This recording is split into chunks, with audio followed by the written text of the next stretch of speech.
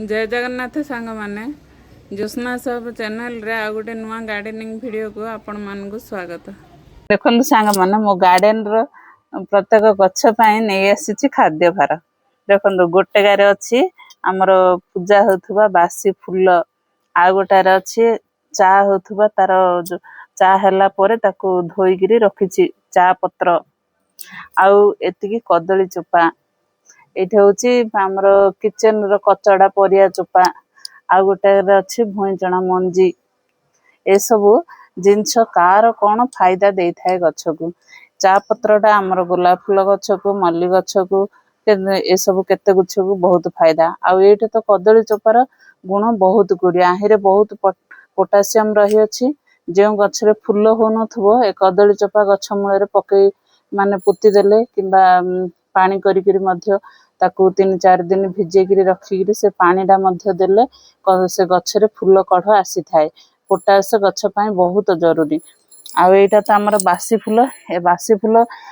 देख कचड़ा भाबिगिरी आमे फंगाडी दउथिले किंतु ए सब गछ पई बहुत भलो आहिरे मध्य बहुत गुण रही अछि कैल्शियम पोटासियम ए कचड़ा रे मध्य फूल रे बहुत रही अछि ए सब को पोचक हेला परे जदि गछ मूले रे पुती देबे से गछ पई बहुत फायदा देई थाए आ किचन कचड़ा रे तो बहुत प्रकार पनी परिबा प्याज चोपा रसुण चोपा जहा जहा हमर देह को विटामिन दरकार से सब जिंस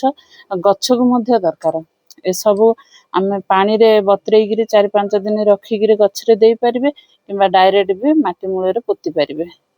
मु जे कोनोसी कचड़ा केबे भी फोपाडू नाही मु समू एमिदी जरी रे रखि थाउची केते दिन 5-7 दिन थरे आनिगिरी जार जहा काम गछ मूले रे देई दोची सेटा यूज रे आसी जाउची फोपाडिले कोन खाली रे नष्ट हो जाउची गछ को भी बहुत जरूरी गछर ग्रोथ पई ए सब केवल खाली आमे खत किनिगिरी देई देबा से सब नै हमर कचड़ा जिंस को मध्य आमे यूज करबा प्रॉपर गार्डनर माने सेही परि ही करंती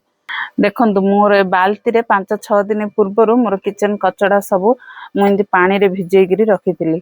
देखंतु से पानीटा बहुत एबे मस्त लिक्विड फर्टिलाइजर हे जाइछि ए पानीटा देखंतु तार पानी रो कलर पूरा चेंज हो जाइछि एटा ए गछ पई बहुत फायदाबाद ए पानीटा को आपण माने गोटे अन्य जगह को छाणी देबे छाणीला परे जेतिकी पानी बाहरी थियो ताहिरे आउरी 2 गुण पानी मिसई देबे मिसई देगिरी प्रत्येक गछ मूले रे आपणकर गमला देखिगिरी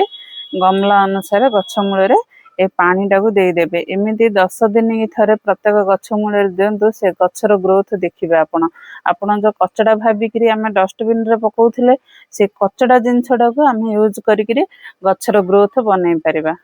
आ ए भुईचଣା मंजी रे बहुत कैल्शियम पोटासियम मैग्नीशियम ए सब भरी रही अछि मैग्नीशियम तेन करी ए भुईचଣା मंजी को आपण माने केबे भी फोपाडिबे नाही आम एहा को आमे डस्टबिन रे फोपाडी दउथिले किंतु एहा गछ पई बहुत उपकारी जिंस अटे आहिरे थिबा विटामिन गछ पई गछर ग्रोथ करिवारे बहुत सहायता करिथे आपण माने चाहिले एही भुईचଣା मंजू को एमिति ही गछ मूले गुड़ाई करिकरी देई परिबे न हले एहा को ग्राइंडिंग करिकरी पानी रे मिसेगिरी लिक्विड करी देई परिबे किबा डायरेक्ट तार ग्राइंडिंग गुंड को आपण माने गछ रे देई परिबे देखिबे गछर ग्रोथ भलो होई थाए माने जहा को कचड़ा भाबे फोपाडी दउथिले ताहा को आ केबे भी फोपाडिबे नाही आपण गार्डन थिबो किबा गछ कुंड रे गछ लागिथिले देई परिबे तळे मध्य गछ लागिथिले बो माटी की गुड़ाई करिकरी ए भुईचଣା मंजी को आपण माने देई परिबे एहा को किपरि ग्राइंडिंग करी गछ मूले रे दिया जाए मोर एक वीडियो अपलोड होई रही अछि पूर्वरु आपण माने चाहिले मो चैनल को जाई देखि परिबे केवल खत किनी गछरे देबा से कथा नाही वेस्ट जिंस को मध्य यूज करी किपरि काम रे लगाइबा प्रत्येक गार्डनर माने एमिति ही करंती देखनु सांग माने ए गोटे मोर मंदार फूल गछ केमिति पत्र तार येलो पड़ी जाइछि आ कढ़ मध्य हेबार कमी जाइछि ए आहार कारण होछि गछरे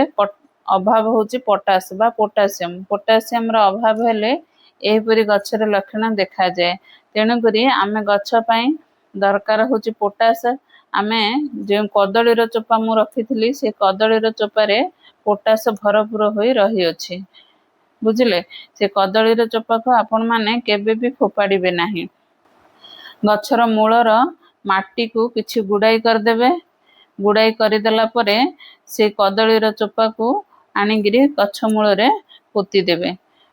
उपरे रखिबे नाही कारण उपरे रखिले से जल्दी माने फर्टिलाइजर रे परिणत हेबो नाही। पोती देवे ता उपरे माटी घोड़ाई देवे।